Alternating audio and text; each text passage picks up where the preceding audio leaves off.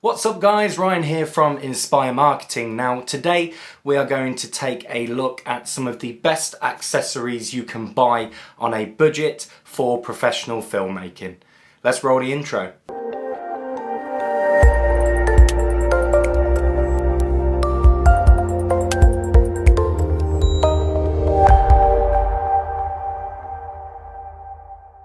Okay, so as I've already mentioned, today we're going to be taking a look at some of the best accessories that you can buy on a budget for professional filmmaking. But before we jump into that, we are heading over to a computer fair this morning, about half an hour away from where I live.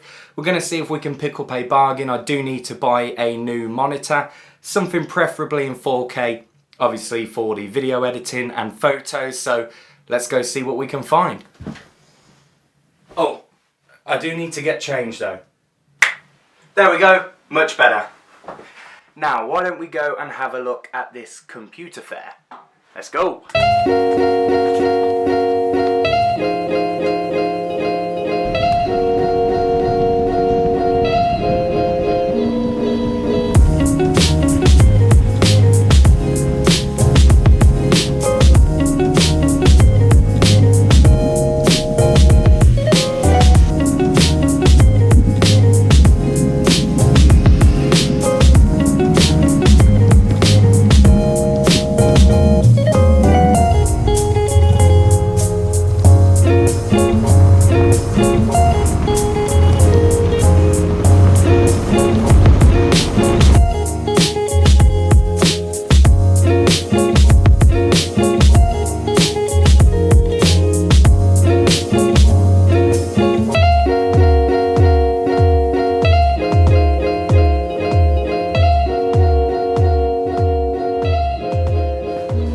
Well, that was dreadful.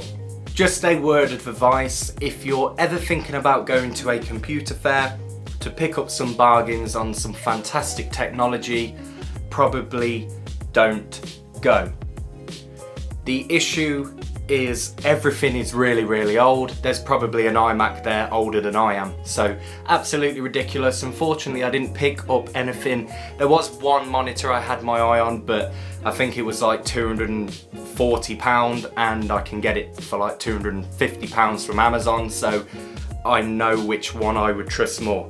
Anyway, so as I said at the start of the video, today we're going to be looking at some of the best accessories you can buy. I do want to jump straight into it and let's start having a look. So the first one I want to look at is this Ashank's Glidecam. Not entirely sure on the complete name, but I will drop a link in the description below if you guys want to go and check it out.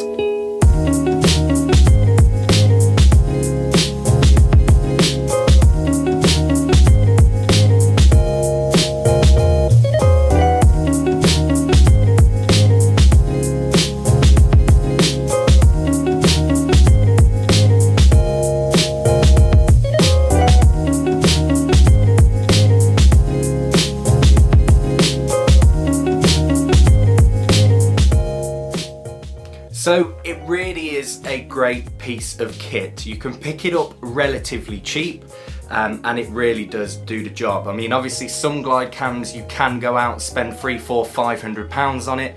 I think this was, I don't even know, I can't even remember how much it was. Now, I don't use this an awful lot, probably not as much as I should. I tend to use the slider a lot more with the tripod, etc. But for getting them smooth handheld shots, this is fantastic. You know, you've got your kind of spirit levels just there as well, so you can see when something is level, which obviously is great for shooting. You don't want to then get back to the office or wherever you're working from and find out that everything is on a slant and it's not going to look very good. Obviously you can fix that up a little bit in post, but you're just creating more work for yourself, so just make sure everything is level first of all. So it pretty much works in a simple way really. I mean, you do want to get yourself a quick release plate like this one, so you simply just pop this onto the bottom of your DSLR camera, you then slide it in there and then you just simply tighten it up and that's it. Obviously you then pop your camera on, or if this plate's already on, you just drop it straight onto there. Now the weights at the bottom, obviously you do have to have a little bit of a play around with this, so You know, you can take as many off, or you can put more on, or whatever you want to do.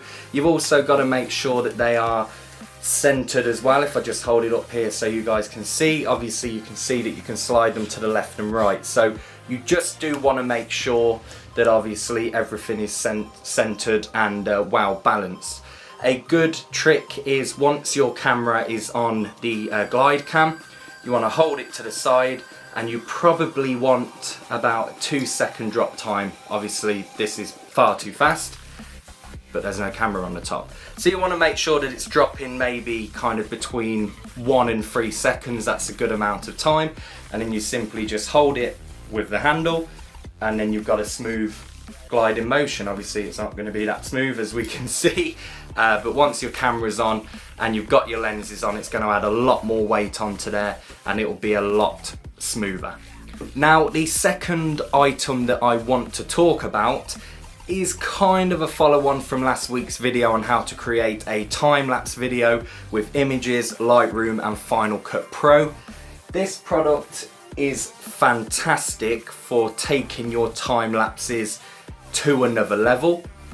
Now, I have seen a lot of people do it with a very cheap version, i.e. an IKEA egg timer, for example, and creating a little mount for your GoPro or your phone or whatever. But this is really a great piece of kit. When we were looking at buying it, actually I was lucky enough that my girlfriend bought me this for Christmas, I believe.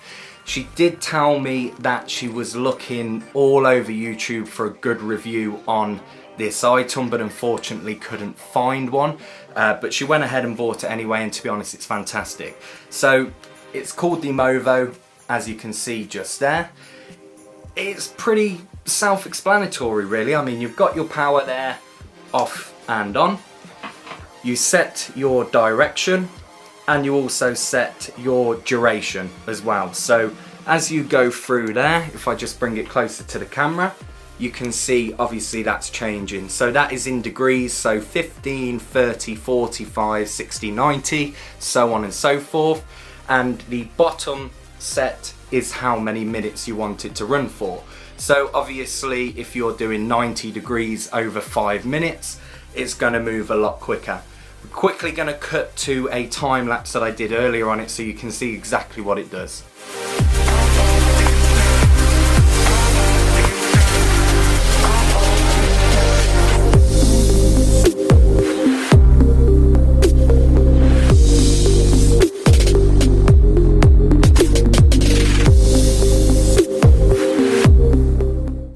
Okay, so as you can see, it really does add a great element to your time lapse. You don't need to worry about doing anything in post with keyframes and moving stuff about. You know, you can keep your resolution at its highest.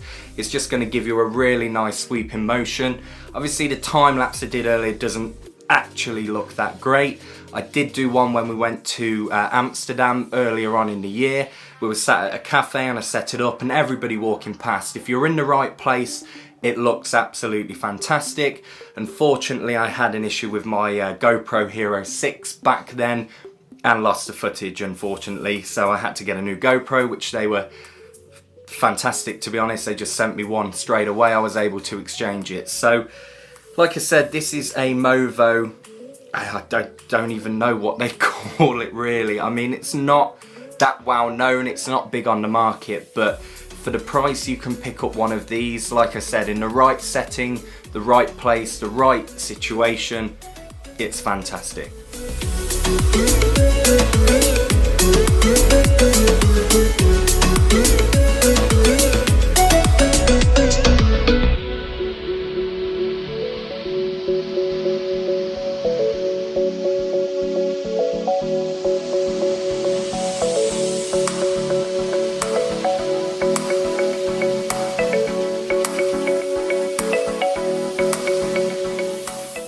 Okay, so my final product that I want to go on with is what I think is probably the most important. Now, whenever you're going to a shoot, you never really know what the lighting is going to be like, especially in this country.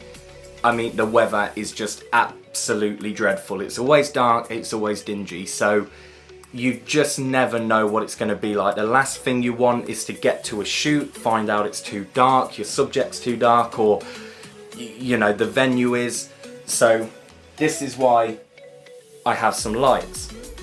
Now I think these were maybe 170, 180 pounds, so a little bit on the expensive side, but like I said, you know, if you're doing a professional shoot, you don't want to get back and find out that all of your footage is just way too dark.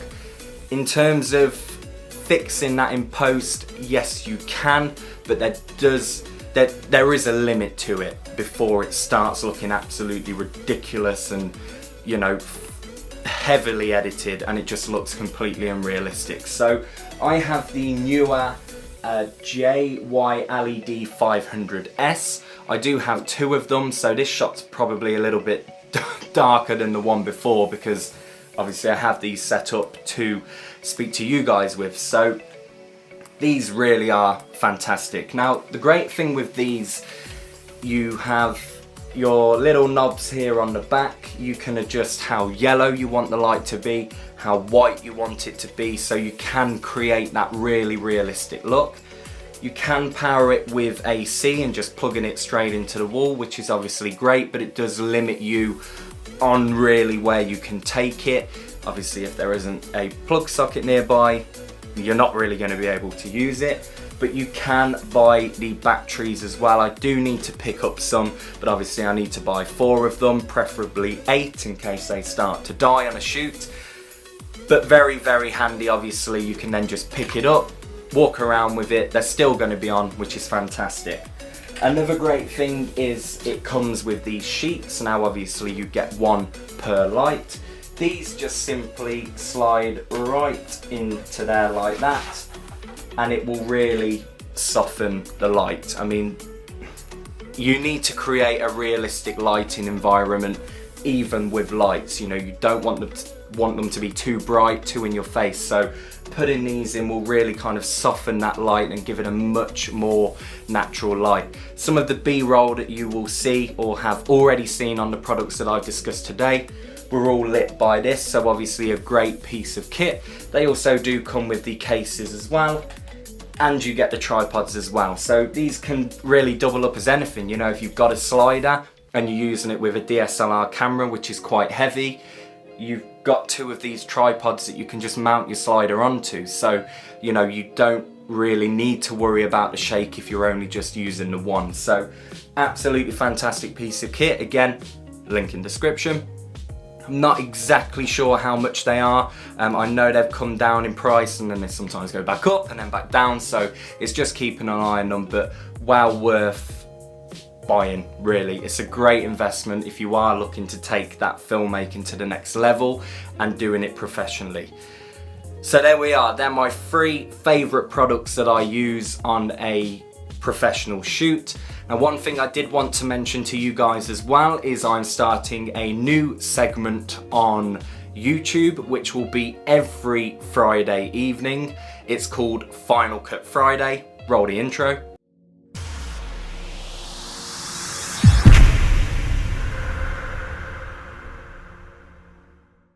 So basically Final Cut Friday is pretty self-explanatory. They're just going to be nice, short 2-3 minute tutorials on Final Cut Pro X, which is what I use to edit. That's going to be every single Friday. It's going to be uploaded at 8 PM UK time. So obviously if you're not in the UK, please do check. But if you have liked this video and you do want to stay in touch, please drop me a like. Please hit that subscribe button. Oh, wait. Please hit that subscribe button. Knock it out of the park. There we are. Stay tuned. I'll see you next week. But more importantly, see you on Friday for Final Cut Friday.